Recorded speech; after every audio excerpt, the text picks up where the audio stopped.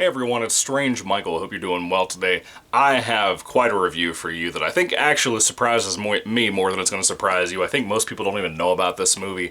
I had heard about this in passing on Reddit and different places like that. Apparently this is free to watch on Tubi right now. This movie is called Christmas Evil. It came out in 1980. And this actually was from what I can tell, the first ever horror movie. Maybe I'm wrong about this. I could be wrong. Big old asterisk on the front of my face.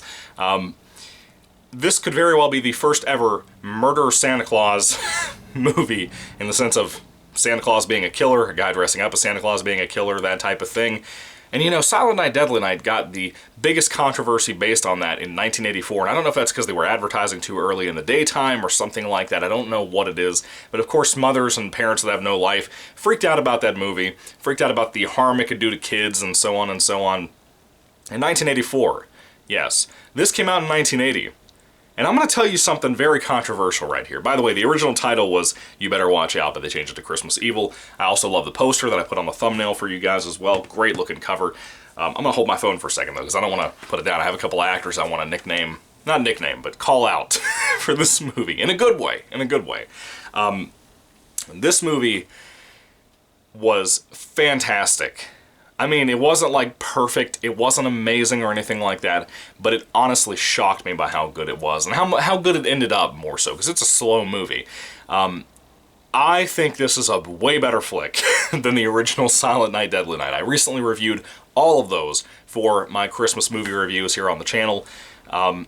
Silent Night, Deadly Night is a big hit or miss series. I think the original movie's quite a miss for me. It doesn't have as much creative gore in it, doesn't have as much creative killing in it. It's just kind of very sleazy, very exploitation based, and that's fine. I like stuff like that. But this movie has so much more to offer when it comes to character stuff, and that's something I will give Silent Night, Deadly Night, the original movie. And I'll constantly compare it to that, because that's the big thing people do with this movie. Silent Night, Deadly Night had a lot of character development for Billy, the main character that became the killer Santa Claus in the movie, but it just doesn't really hit home to me. Whereas this movie does. Christmas Evil, there's just something about it that really got to me.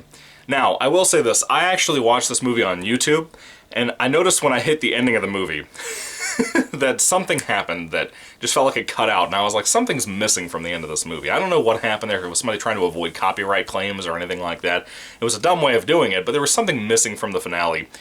So I went to Tubi when I saw one of the comment sections on that video, or one of the comments on that video, saying, hey, you know, this is on Tubi free to watch. It was like from 5 days ago, and I was like, okay. So I went to Tubi and I finished the movie, which looked better than the one I was watching on YouTube. I'm pretty pissed about that. I didn't know that. Anyway, this movie is wild. It's a wild film, but it is a slow movie.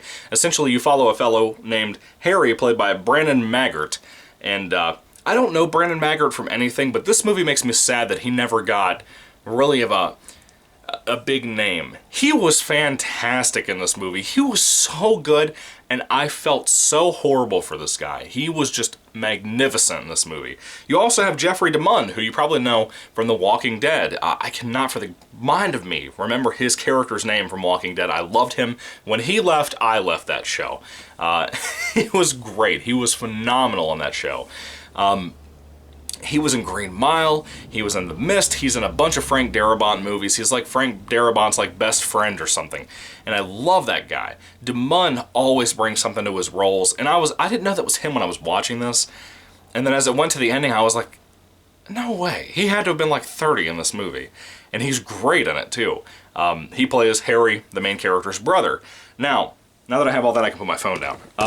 So Harry is a factory worker. He recently got promoted to like a management job, so he's out of the union and stuff. He can't go to the meetings and all that.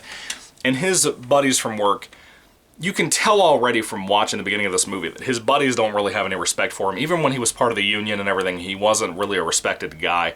Now that he's in management, he's considered even more of a clown they don't have to listen to. He's a pushover. And people take advantage of him. And the film opened up with Harry and his brother when they were kids.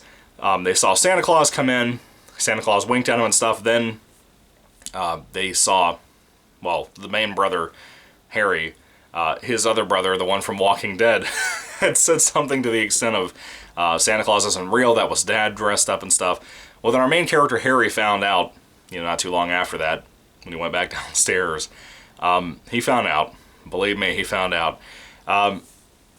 Harry grows up, and it seems to me he was probably already a little mentally ill at that time, but as time went on throughout his life, he became more and more mentally ill. He's probably about 40, 30, somewhere in there at this point in this movie. And it's utterly depressing watching this guy spiral out of control. He's clearly nuts. He's very clearly a guy on the edge of his life that people just push around and boss around. They don't realize what he's capable of. And we have a lot of that nowadays. This movie is almost like a cautionary tale, but really not, because there's nothing you could have done to have stopped what was going to happen with Harry. And Harry starts to believe that he is Santa Claus. And not like a Tim Allen way. Like, he believes that he's Santa Claus. Like, there was no becoming Santa Claus in a Tim Allen way. He thinks he's Santa Claus at certain points. But he also goes more nuts. And like I said, it just doesn't take much for him to just finally snap, you know? He's kind of been riding that line of insanity for a long time. He's not hallucinating and stuff, but him thinking that he's Santa Claus, there's some kind of schizo craziness going on there. And Harry, I'm telling you right now, this movie is slow, but it's building up Harry as a great character. And just watching him, the things that he has to deal with, even the ending of this movie, after all the things that he does, all the carnage that he causes, it's gut-wrenching. It's honestly gut-wrenching to me, and I left this movie just kind of sad. I'll be honest with you, I finished this movie like 20 minutes ago. I watched most of it last night. The first like 50 minutes of this hour-and-a-half movie, there's really not much going on aside from Harry living his day-to-day life and slowly getting pushed more and more by his family. And on Christmas Eve is really when he goes crazy. He like steals toys from the factory line and puts them in bags, and he dresses up in Santa Claus, glues a beard onto his face and glues eyebrows on. And at certain points he has a meltdown and just kind of cries at different points. And that's the part that really won me over with Harry. I work a factory type job too. I'm actually in management, as a matter of fact. And some of the stuff he deals with are things that people try to pull on me, you know? So I've seen this. I've experienced some of this. I'm not crazy like him, but I've experienced some of the stuff. So watching somebody who is crazy deal with those things, it's upsetting. It really hit me in a place closer to home than anything like Silent Night, Deadly Night could have. Whereas then it made me think, okay, if you're an orphan and you've been through like a Catholic orphanage and stuff, would you feel the same way that I feel about this movie with Silent Night, Deadly Night? I don't know. If you're an orphan, let me know down in the comments section. I'd love to hear what you have to say about that. Yeah, anyway, this was a movie, man. This was a movie. Now, to add on to the psychosis, at one point, poor Harry goes and paints a sleigh on the side of his van. He drives that around, which is great when it comes to the ending. If you haven't seen the ending of this movie, of course, I won't spoil it for you. My reviews are always spoiler-free until I say they're not. The ending of the movie was fantastic, involving that van and sleigh thing. That was genius. It just shows... I'm not a big fan of like 70s movies, 70s horror, anything like that. I'm not a big fan of that kind of thing most of the time. Even the big home hitters out there, I'm not a big fan of 70s flicks. I'm just not. I never have been. More of an 80s guy. And this came out in 1980. There's not a whole lot of 1980 movies, as in the year 1980, not the generation, decade, whatever. There's not a big 1980 obsession for me. It's more of like 82 and onward that really get to me, are things that I love typically.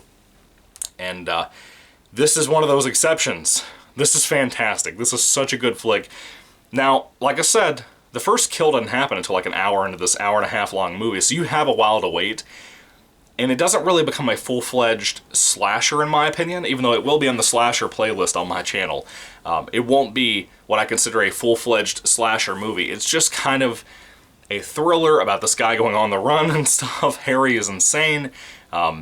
It's kind of going in the vein of what Silent Night, Deadly Night stole from this flick, of many Santa Clauses getting accused by the cops of doing these murders and stuff. But there are some scenes, man. There's one scene where Harry calls his brother. Of course, he tells him he's not going to be there for Christmas. He's just completely out of it. The brother, which is Jeffrey DeMunn, he's upset about that. His kids are there. His wife's there. They've worked so hard to make a nice dinner for Christmas for everybody. And Harry was going to be their only guest. But there's a scene later on when Harry calls his brother, and he's just speaking gibberish. He's just speaking absolute gibberish. We've heard him say to other characters on the film, but when he's talking to his own brother that way, that's when it becomes really heart-wrenching. But I'll tell you, dude, it was a great flick. The ending of the movie really just, it all worked so well. It all worked so well. It just hit home. in a great way. I loved it. I recommend it. It's not a perfect movie by any means. It's a little slow. It's a little slow, but it's a good slow burn in my opinion. I don't know how it would do on a second watch next year or something, but it really worked well for me. This is kind of a one-watch movie, but I guarantee you it'll stick with you. It will stick with you, in my opinion. The more I think about it, the more excited I am about it, the more I want to rate it higher, but I'm going to be honest with myself and give it kind of a decent, solid rating on my scale that I give, about a 5-star rating. For my overall scale is about 1 to 5 stars. It's going to have a modest rating, but it's something I do recommend highly, even though it will have about the same rating as Silent Night, Deadly Night, because it just works better for me. It's a better flick, in my opinion. I enjoyed this way more than any time I've watched the unrated cut of Silent Night, Deadly Night. The gore is better. There's some better kills in here, I think. But there's not a whole lot of it. Prepare yourself for that. There's just not a whole lot of killing. It's pretty... It understands its budget. It probably didn't have the biggest budget, but it's well made. It's not like a Christopher Nolan movie or anything, but it's got some decent directing to it. The writing is solid. I just think Harry is a lovable character in the saddest way possible, even though with the worst things that he did. Anyway, when it comes to Christmas Evil, or what it used to be called Better Watch Out, I really dug this, and I really recommend it to you. If you haven't seen it yet, yes, it's a Christmas horror film. Yes, I know I'm missing this by like 3 days, but I do recommend the flick to you. If you haven't seen it, either watch it this year or watch it next year. Just don't watch the one on YouTube. Watch like the Tubi one, or try to find a copy of it better yet. I like this so much that if I was still buying a lot of physical media, I would probably pick this up and put it in my collection. That's how much I liked it, which should tell you a lot. It was very surprising to me. Anyway, when it comes to Christmas Evil, great performances, solid directing, really solid writing. Not always perfect, but solid writing, even decent child acting for the most part. There's some great scenes in here, some great confrontations and stuff. Some great gore when we have that. A really creative couple of kills in here that I really dug. This did it better than Silent Night, Deadly Night, in my opinion. I will controversially say that for the rest of my life. Anyway, when it comes to Christmas Evil, what did you guys think about it? Put your thoughts and comments down below. I would love to hear what you have to say about this flick. And if I had to rate it on a 5-star basis, like I said, it's going to be more modest. This is the same rating I gave Silent Night, Deadly Night, but I do think it's a better film. If it hadn't been as slow as it was for the first, like, 50 minutes, which is most of the movie, if it had really taken off and had really gone on its way and done its own thing really fast, I think I would rate it higher, frankly. Maybe if it had a shorter runtime. But I'm going to give it a 3 out of 5 stars. I want to give it a 4, but I can't. I've got to give it a 3 just because it's a slower flick. I don't know how well it would age on a second going. But I'm telling you, man, the finale of this movie really saved it. It really saved it. That last 30, 40 minutes, it really saved this movie. It just made it get better and better and better. The ending is sad, but you kind of smile. It has no real humor to it, but I kept seeing people in reviews call it a black comedy. Why are they calling it that? It's not really a black comedy, in my opinion. The ending has a little bit of a touch of that, but in the best possible way because of Harry's character. Anyway, what are your thoughts? Put them down below. Thank you for watching, guys. Merry Christmas, Happy New Year. That's coming up this week, and God bless you. Let me know your thoughts on this and Silent Night, Deadly Night, and all that down in the comment section down below. I'd love to hear what you have to say about all that, because there's a lot of debate between these two movies, apparently. Anyway, thank you for watching. God bless you. Goodbye.